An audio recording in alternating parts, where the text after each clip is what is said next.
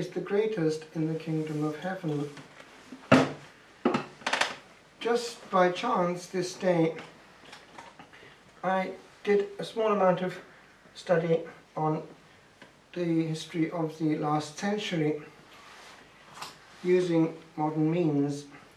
One can actually profit from those means and obtain much information condensed and researched in a short time. And to fill in gaps in general knowledge, I looked into what actually happened in the last days and hours of two people who perhaps would have thought themselves amongst the categories of the great ones of history. One was Stalin and the other was Adolf Hitler. And there were certain elements not dissimilar in the case of the two. In the case of Stalin, there was a commentary saying to the effect that he had acquired and exercised power that any of the emperors would have envied. But as one observed, one saw that it was at a price. He was very isolated and was living himself in fear and terror, and we know the consequences. And it was that fear and terror which in the end were responsible for the way in which he petered out. It was, from natural causes, a massive stroke, but because he was so well protected, there was no one who was allowed to help. And when eventually the truth crept out to the immediate circle that something was wrong, it seems that a key person did not allow any doctor to help. And so nature was accelerated and the consequences were death. In the case of Hitler, it is actually quite moving, those last hours, down in the bunker in the heart of Berlin, 50 feet down. There was a meeting taking place in which he was being told the situation, and he was in the beginning to make his tactical, strategic decisions, again in abstract. And then at a certain point, when it was pointed out to him the real situation, for the first time, he backed down, left the meeting, and was at that point obviously decided upon the course of action which he'd already threatened but never carried out. The civil marriage between him and Eva Braun took place that evening, and the documents are there, it was signed. And we know in practice that two on earth were faithful to that man to the end. One, strangely enough, was his dog, and the other was Eva Braun.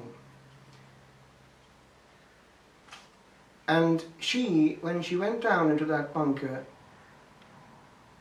is known to have not hidden the fact that she was aware that she was going down there never to come back. But it was willingly undertaken. Neither of the two profited from that situation of fidelity. The dog was the one that Hitler decided to experiment with the cyanide that he was going to take. And so the dog petered out immediately after taking it. With regard to his by then acquired wife,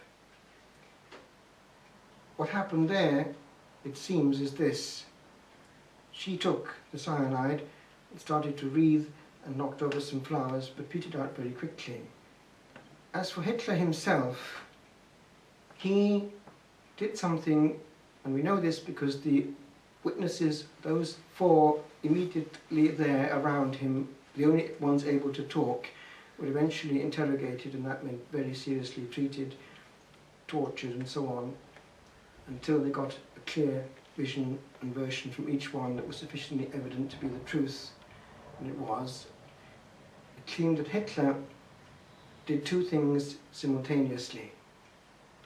It was there that he fired the lethal shot at the exact same moment that he took the cyanide. But the wife did not need that.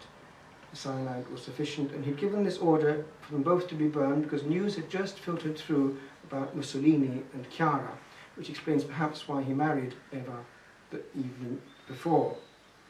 And he did not want their bodies to be treated as he learned that Chiara and Mussolini had been treated after their death by assassination. So the burning had to take place. They got hold of blankets, but they couldn't find enough petrol. Eventually they had to siphon some tanks, cars or whatever, and got enough petrol to combust them. But that was the end, and eventually the cinders were taken and they were there until another order was given by the communist authorities for them to be completely destroyed in a place which actually then became, underneath it was on top of this where they were, there was a puddle and it was a depository of refuse. Therefore, the greatest of the earth in that terms ended up as cinders under dustbins.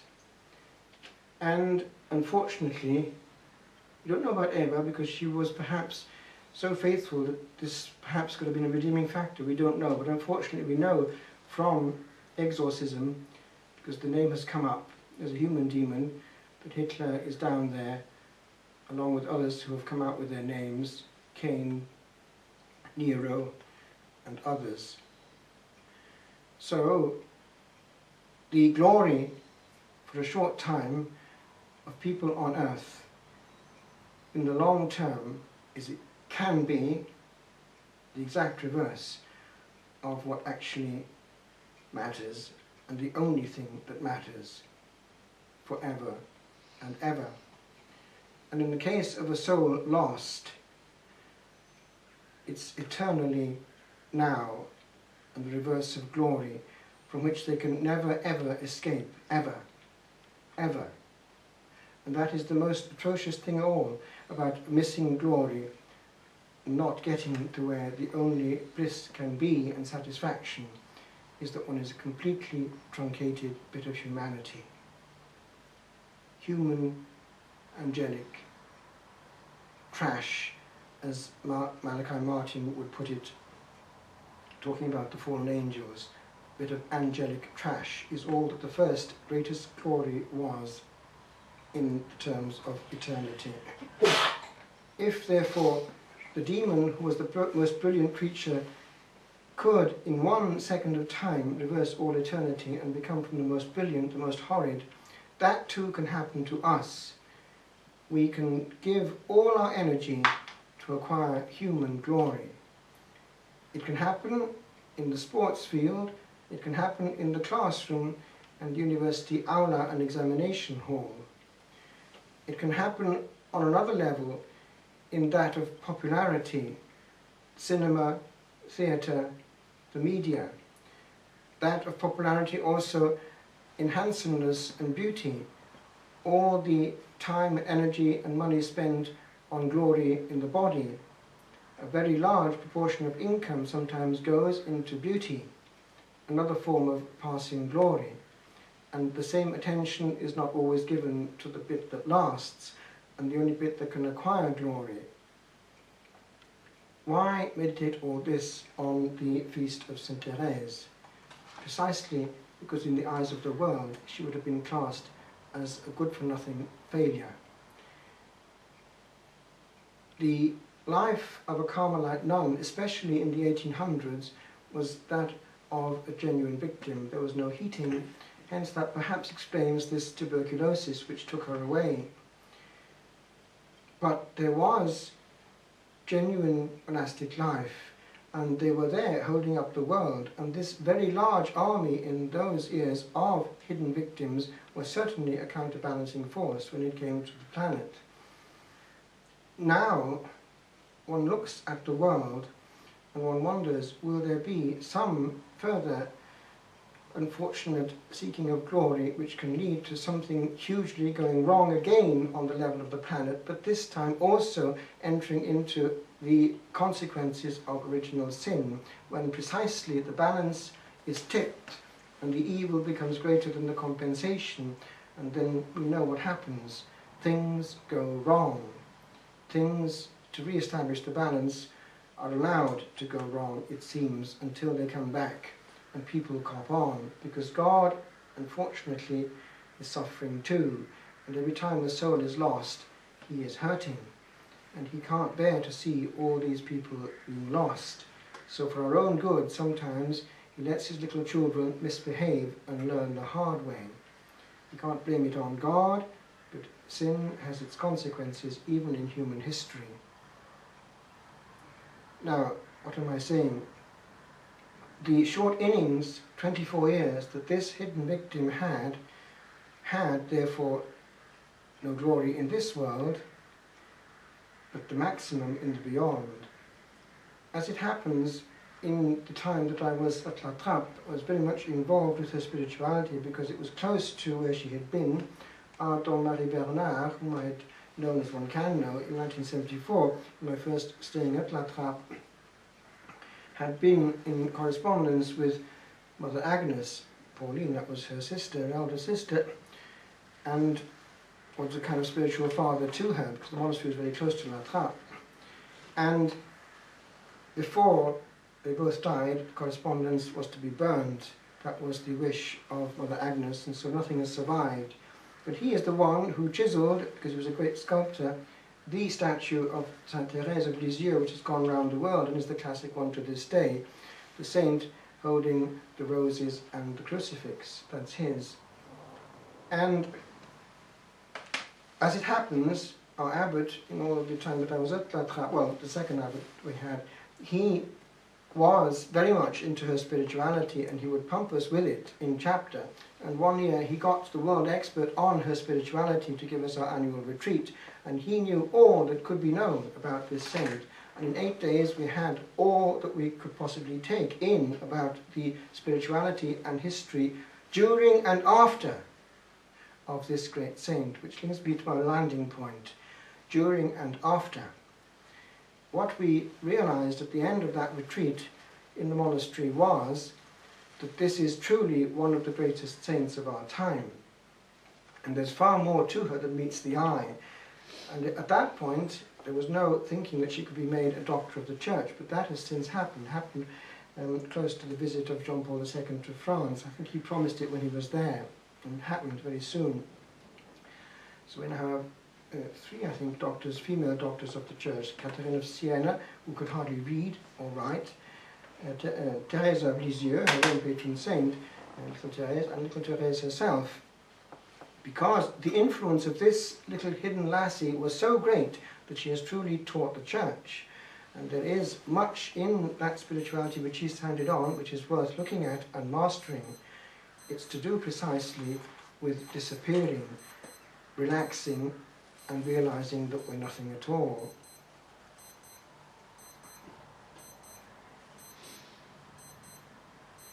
And so we come to the celebration of this feast, remembering that glory is what we have to do with as we celebrate a saint.